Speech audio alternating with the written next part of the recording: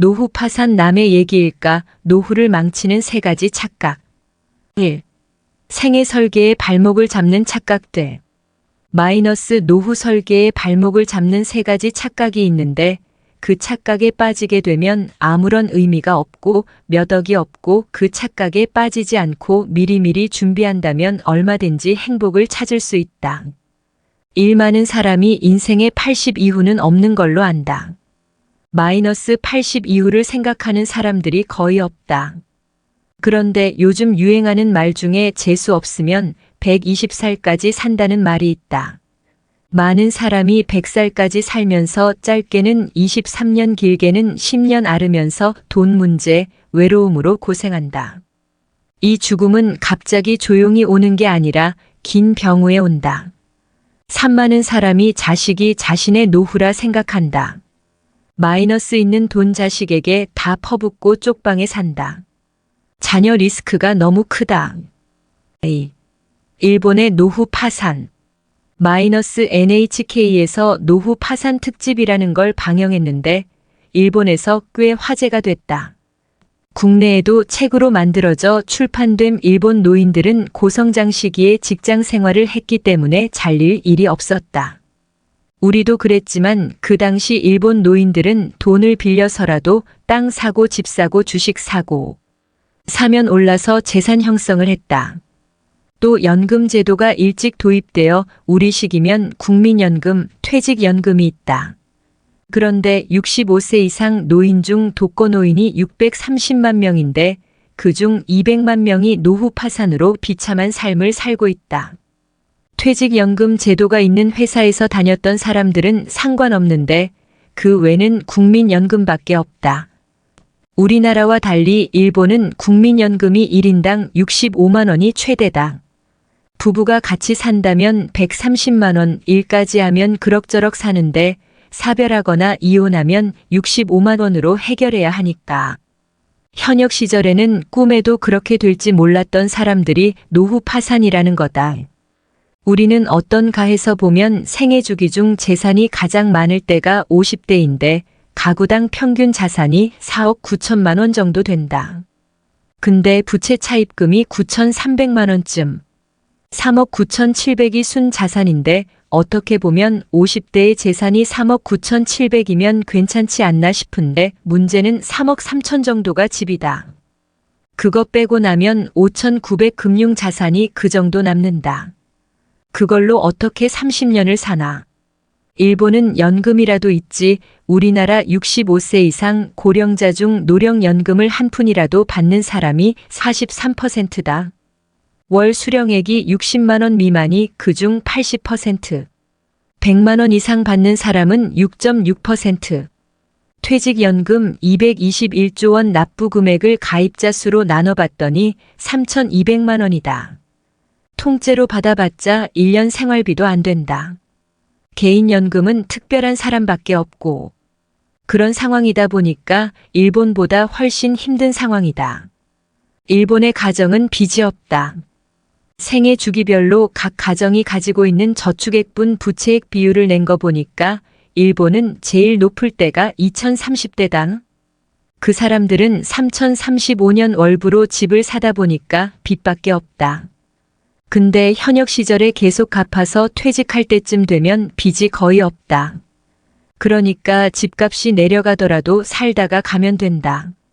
내 친구가 일본 수도권에 사는데 제일 비쌀 때 3억 5, 6천 되던 28평 되던 주택이 지금은 3, 4천이다. 그래도 그 친구는 빚이 없으니 여기서 살다가 죽으면 되지 뭐한다. 짱구 아빠. 유유유.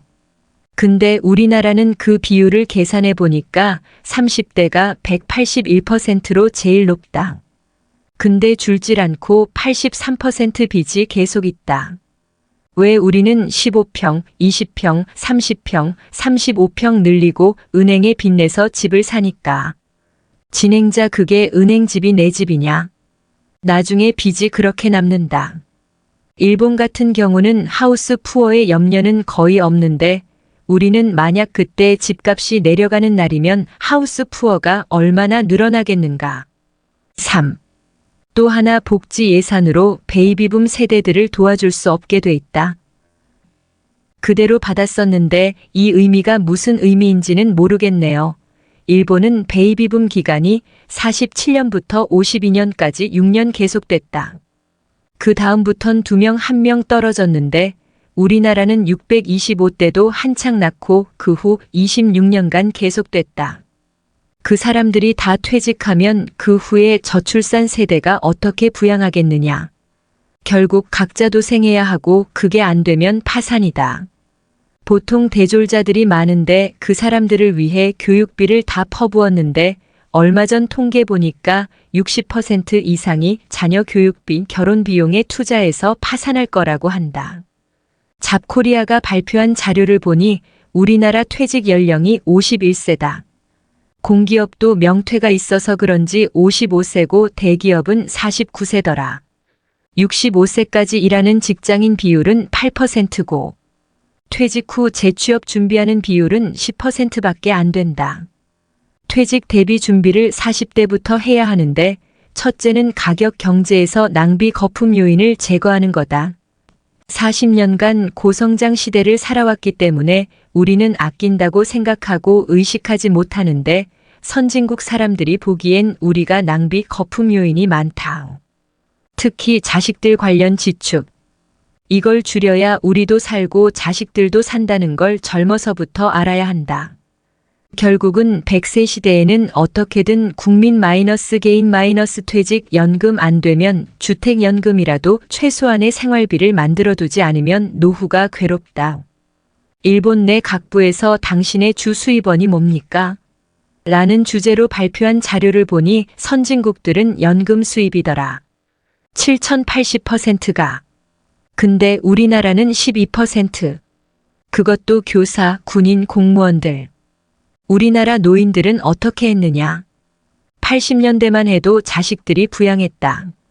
그게 72%. 지금 그게 25%까지 줄었다. 이미 우리도 25%밖에 안 된다는 거다. 10년쯤 뒤에는 우리도 자식이 도와주는 게 주 수입원인 사람이 선진국처럼 1% 미만일 거다. 세계 어느 나라도 자식이 부모의 주 생활비를 도와주는 나라가 없다. 그렇다는 전제하에 준비해야 하는데 그건 40대부터 생각하지 않고 줄이지 않으면 안 된다. 4. 그 다음에 또 요즘에 퇴직했는데 퇴직금 2억 받은 걸로 주식 사서 노후 자금 마련할 수 없을까요? 라는 질문. 그거 큰일 난다. 자산관리 전략이 인생 단계별로 3단계가 있는데 1. 현역 시절에는 적립해가며 운용하는 단계. 월급 받아 쓰고 남은 건 그걸 적립해가면서 주식도 사고 펀드도 사고. 2. 모아둔 돈을 찾아 쓰면서 남은 돈을 운용하는 단계. 문제는 퇴직하고 나서부터다. 그때는 모아둔 돈을 찾아 쓰면서 남은 돈을 운용하는 단계. 세계적인 평균을 보면 모아둔 자금의 4%씩 매년 빼쓰고 남은 돈을 혼합형 펀드 등을 이용해 연 3% 수익 내서 가면 오래 갈 수 있다. 가능하면 빼쓰는 걸 덜 빼야 하는데 그러려면 연금 수입이 많아야 한다. 나 같은 경우는 국민연금이 130만 원이고 마누라가 이미 가입을 늦게 해서 30만 원이고 그러면 빼쓰는 돈이 줄어든다. 그래서 나는 2억의 정기예금보다 한 달에 50만 원 버는 게 더 크다고 본다. 그리고 지방으로 이전해서 생활비를 줄인다든지 찾아 쓰면서 운용하는 단계에서는 찾는 돈을 어떻게 줄여야 한다. 3. 나이 80 이후. 나이 80쯤 되면 3단계인데 이때는 예금에 넣고 빼쓰는 거다. 가능한 한 2단계에서 적게 찾고 3단계 예금 넣을 돈을 많이 넣어두고 빼쓰다가 세상을 뜨는데 내 노후 자금이 내 수명보다 길어야 하니까. 인출 전략을 잘 세워야 한다. 낭비 앤드 거품 요인 줄이는 거. 3층 연금을 어떻게든 만드는 거. 인출 전략을 잘 세우는 거. 5. 노후의 3대 불안이 돈, 건강, 외로움. 이 세트를 최소화하는 게 결국은 일이다. 돈이 되는 일이든 사회공헌이든. 다들 일 이야기하면 신경질 낸다. 일 주면 누가 안 하느냐? 그러니까 미리미리 준비해야 하고 일에 대한 생각도 많이 다르다. 나는 45년 전에 일본 도쿄증권 거래소에 연수를 간 적이 있다. 당시 일본 노인 비율이 전체의 8% 시절인데 그때 일본의 노인들은 체면을 버리고 일을 할 준비가 돼 있었다. 하루는 증권거래소 지하에 문서를 보관하는 창고에 노인들이 문서를 정리하고 있었다. 근데 예전엔 회사 임원, 고위 공무원 등 한 자리씩 하던 사람이었다. 그리고 호텔 가보니까 5시에 젊은 직원들이 퇴근하고 할아버지들이 밤 당번으로 교대하더라. 그거 보고 이제는 오래 살아야 하는구나. 그러면 일을 해야 하는데 멋있고 좋은 일은 젊은이들에게 넘겨주고 저런 허드렛 일이라도 해야겠다는 마음가짐이 생겼다. 고령화의 속도라고 하는 면에서 프랑스에서 155년 동안 진행된 게 일본에선 35년이었다. 거기에 적응 못하고 일본은 20년 넘게 고생했는데 우리는 고령화 속도가 20년이더라. 우리는 26년 동안 총알같이 적응하지 않고는 살 수가 없다. 근데 그 적응 중에 주택에 관한 생각, 결혼에 관한 생각, 자녀에 관한 생각을 옛날 생각에서 180도 바뀌어야 한다. 6. 거기서 제일 중요한 게 절약이라고 본다. 근데 강의 중에 절약이라고 말하면 다들 실망하더라. 재테크 강의라고 해서 무슨 종목 하나 찍어줄 알았는데 재테크 강의에서 절약 이야기한다고. 근데 2030년 동안 고성장 시대를 살았기 때문에 우리는 아낀다고 생각하는데 의식하지 못하는데 선진국이 보기엔 낭비 요인, 거품 요인이 많다. 무슨 1km 가면서 차 끌고 다니고. 우선 예를 들어서 40대 후반의 맞벌이 부부 3커플을 인터뷰했다. 그중 맞벌이에서 연 1억을 버는 부부가 있었다. 그런데 초6 중이 애들 과외비로 3,380만 원을 쓰더라. 근데 거기에 교재비, 간식비, 등록금 등등 훨씬 더 들어간다. 문제는 1억씩을 60, 70세까지 벌면 상관없는데 50대 초중반이면 끝이다. 주된 직장에서 나온 뒤 다른 직장을 찾으면 먼저 받던 직장의 절반만 받아도 최고다. 근데 애들 대학 들어가면 돈이 더 들고 또 노부모들에게 돈을 주다 보면 억대 연봉을 받던 사람이 중산층에서 탈락한다. 저런 낭비 요인과 거품 요인을 줄여야 하는데 그러려면 부부가 공통된 소신, 인식을 갖는 게 중요하다. 그런 사람들이 강의를 요즘 와서 심각하게 듣고 있는 걸 보면 많이 바뀌는 것 같다. 7. 또 하나는 2030대 주식 투자에 대해 말이 많은데 해서 나쁠 건 없다. 하나 생각할 건 셀러리맨이 직장에서 받는 월급, 보너스 그것도 금융자산이다. 그리고 우리는 그걸 버는 인적자산이다. 그래서 2030대는 인적자본 투자를 제일 우선순위에 두어야 한다고 본다. 자산관리 원칙으로 보면 젊었을 땐 일해서 버는 돈이 점점 늘어나지 않느냐. 그때는 금융자산 투자도 조금 하는 것 말고는 인적 투자 노력을 해야 하고 퇴직 무렵에 가면 그때 사실을 자산관리의 중요성이 커진다. 젊은 시절에 열심히 투자하고 주식에 투자하고 그런 사람이 잘된 사례를 본 적이 없다. 일로 성공하지 않고는 투자에 성공하더라도 불안정하더라. 자기 개발, 일에 소홀히 하고 주식 투자를 하더라도 그게 오래 가지 않더라.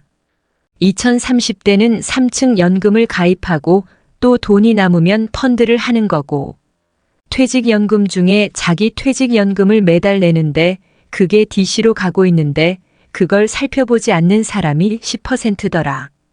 제대로 된 나라에선 그것 중 80% 이상이 펀드로 가 있고 그중 63%가 처음 펀드 투자의 계기가 DC형 연금에 가입하게 되면서 공부를 하게 됐다. 펀드 투자에 대한 지식을 쌓아서 남은 돈으로 펀드를 한다. 그 일을 하게 되면 시간 소요가 없다. 자산관리 재산 분리기를 하면서도 자기 일을 하게 되는데 어느 종목에 집중하면 자기 본업에 소홀하게 된다. 8. 가장 큰 투자 엔진은 자신의 직업이다. 그거는 꼭 생각해 봐야 한다. 또 주식을 하더라도 주머니를 3개를 가져야 한다.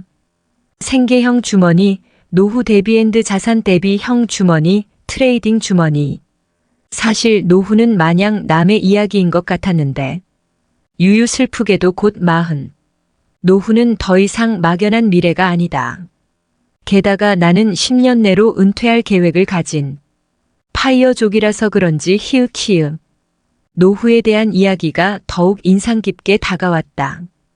일본과 우리나라의 비교를 많이 하셨는데 현재 세계 최고 고령화 국가인 일본의 노인들이 의외로 재무 상황은 제법 탄탄하다고 한다.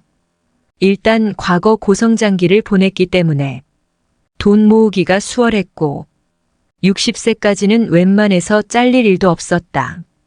게다가 연금 제도가 우리보다 우수하기 때문에 젊은 시절 직장 생활만 제대로 했다면 월 200만 원 정도는 연금으로 수령한다고 한다.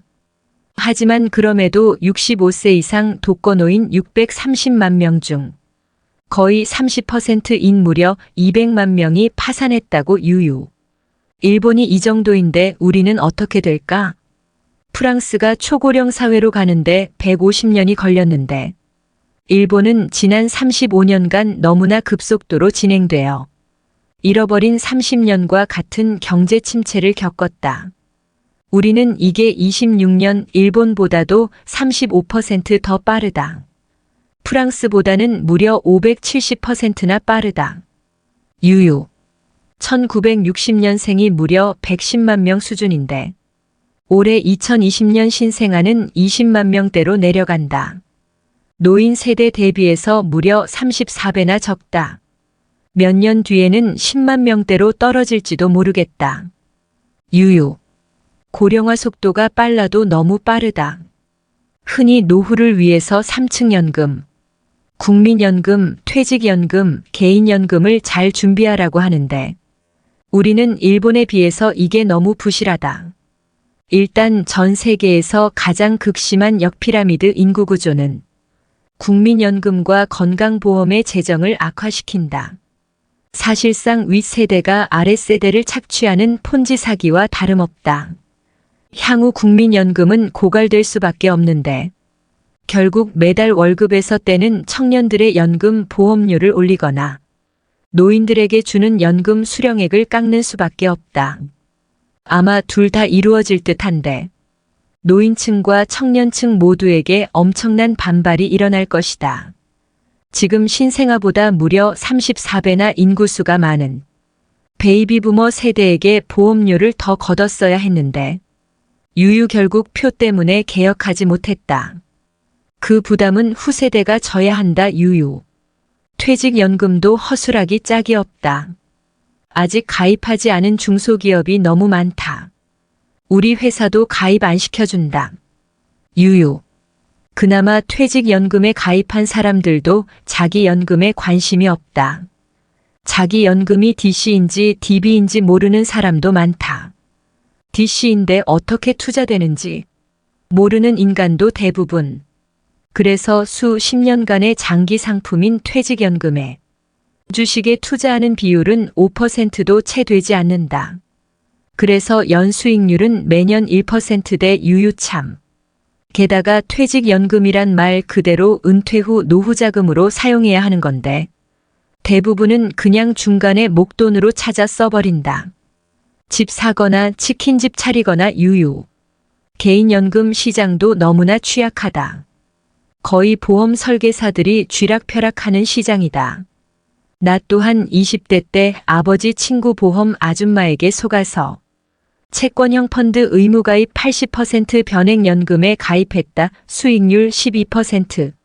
나중에 엄청난 손실을 보고 해지했다.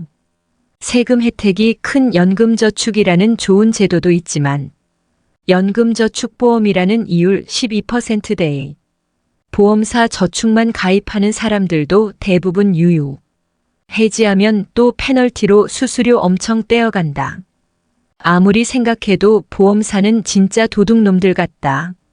정리하자면 우리는 일명 3층 연금이라는 국민연금, 퇴직연금, 개인연금 셋 모두 부실하고 취약하다. 유유. 국민들의 금융 문맹률이 너무 심한 것도 문제고, 선진국 은퇴자들의 수입원은 주로 연금이지만, 우리는 연금 소득이 불과 12%밖에 되지 않는다. 그나마 공무원, 선생님, 군인 출신뿐 유유. 이 세 연금도 모두 적자라 추후 재정이 걱정된다. 우리나라는 향후 부동산도 큰 문제인데, 일본은 퇴직할 때 집에 대한 빚이 거의 없다고 한다. 20, 30대 빚이 가장 많지만, 퇴직할 무렵은 5% 정도로 거의 다 갚은 상태.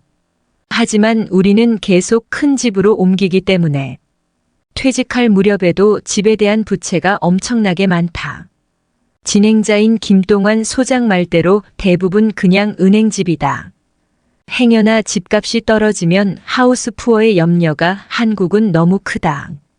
일본은 부모가 죽을 때 남긴 집을 아무도 상속받지 않으려 해서 집값도 안 오르고 받아봤자 세금만 나오니까 시장에 내놔도 팔리지가 않고 유유. 결국 500만 원 얹어준다고 하니 그제서야 연락이 온다고 한다. 3억 후반에 28평 집이 10분에 한 토막 나서 34천만 원 하는 경우도 많다고 한다.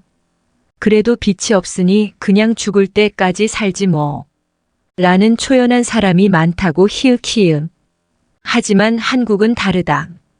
빚이 너무 많다. 물론 일본처럼 10분에 한 토막 나는 일은 없겠지만 그래도 2030년 뒤 생각처럼 집값이 오르지 못했을 때 경제나 소비에 미치는 충격이 너무 크다. 사실상 전 국민이 자산 대부분을 부동산에 몰빵하고 있으니 지금 태어나는 아이들보다 34배나 많은 베이비부머 세대가 2030년 뒤 죽고 나면 그 자녀나 손자 세대가 집을 2채씩 물려받아도 집은 남아돈다. 일본처럼 우리도 집에 대한 생각을 좀 바꿔야 한다고. 그러자 김동완 소장이 히읗히읗. 아니 그럼 지난 몇 년간 집값이 이렇게 오른 건 뭐냐고 묻자 히읗히읗.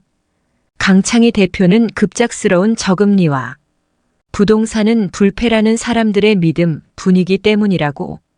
강창희 대표의 말에 공감이 가기도 하지만 우리나라의 부동산은 좀 다를 것 같기도 하고 부동산과 대중의 관계는 정말 예측할 수 없는 것 같다. 뭐가 되었든 여러모로 지금 일본을 걱정할 때가 아니라 우리 스스로를 심각하게 걱정해야 된다. 이렇게나 심각한 상황 속에서 노후 파산을 피하려면 대체 어떻게 해야 하는가? 대표님이 여러 좋은 말씀들을 해주셨지만 가장 와 닿았던 말은 바로 절약하기다. 특별한 비법이나 투자 방법 따위는 없다. 히읗히읗. 세상에 공짜 점심은 없는 법. 우리는 정말 고성장한 특별한 시기에 살아왔기 때문에 잘 느끼지 못하지만 선진국 사람들이 볼 때 과소비와 낭비가 너무 심하다고 한다. 졸리 대표도 처음 한국에 와서 이렇게 대중교통이 잘 되어 있는 나라에 20대, 30대가 다 차를 끌고 다녀서 놀랬다고 한 것처럼 히읗히읗. 의외로 소비 성향이 너무 높다는 것. 특히 자녀 교육에 너무 많은 돈을 쏟아붓는다.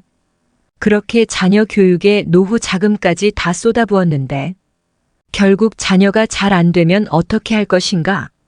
20년 뒤 자녀와의 대화. 부모네가 너를 어떻게 키웠는데?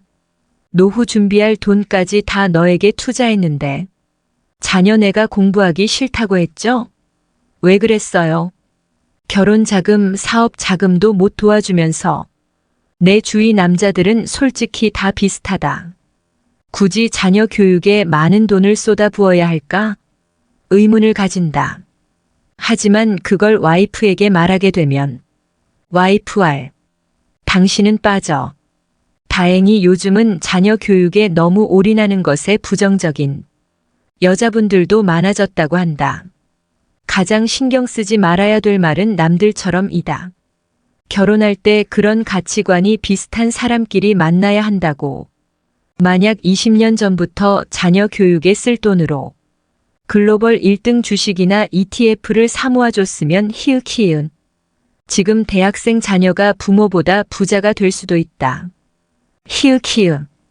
그리고 또 하나 인상 깊었던 것은 자신의 본업, 직업이야말로 최고의 투자라는 것이다. 특히 20대, 30대에게는 투자하는 데 쓰는 시간보다 자신의 본업에 집중해서 몸값을 올리는 게 더 중요하다.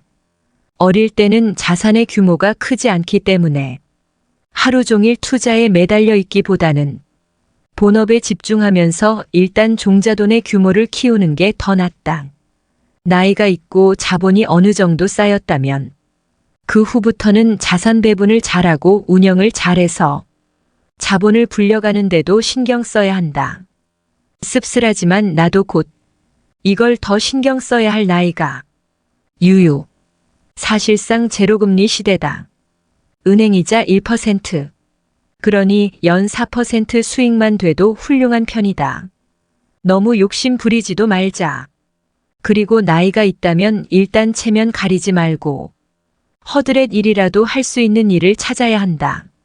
무슨 일을 하든 얼마를 받든 일단 할 수 있는 일이 있다는 것 자체가 좋은 거다. 내가 좋아하는 일이라면 더 좋겠지? 그러니 이건 미리 준비를 해야 한다. 그래서 나도 지금 준비 중이다. 히읗히읗. 나야 처자식도 없고 욕심도 별로 없어서 솔직히 노후에 대해 그렇게 걱정하진 않는다. 다만 얼마나 빨리 은퇴하느냐가 중요할 뿐. 하지만 주변을 보면 진짜 노후 준비라곤 일도 못한 사람들이 많아서 참 걱정이다. 집 한 채가 가지고 있는 전 재산이거나 그마저도 아예 없는 사람들도 많고 노후까지 수십 년이 남아있기에 당장 피부에 와닿지는 않지만 그래도 언젠가는 무조건 찾아온다. 준비를 미리 해야 하고 관심을 가져야 한다. 내가 아는 한 부부는 본인들 노후 준비는 하나도 하지 못하고 심지어 자영업이라 국민연금조차 넣지 못했는데 대치동에서 월세 살면서 아들 둘 연세대 보낸 것을 일생의 자랑으로 여기고 있다. 그 아들 둘은 얼마나 숨막힐까. 유유. 부모의 노후를 책임지면서 결혼이나 제대로 할 수 있을까? 미래에 아무런 준비 없이 노후에 힘들어진다 해도 국가나 자녀가 도와주진 않을 것이다. 스스로 준비해야 한다. 아직 늦지 않았다. 요약. 마이너스 우리나라 사람들의 노후 진짜 걱정된다. 마이너스 부동산과 자녀 교육에 몰빵하지 말자.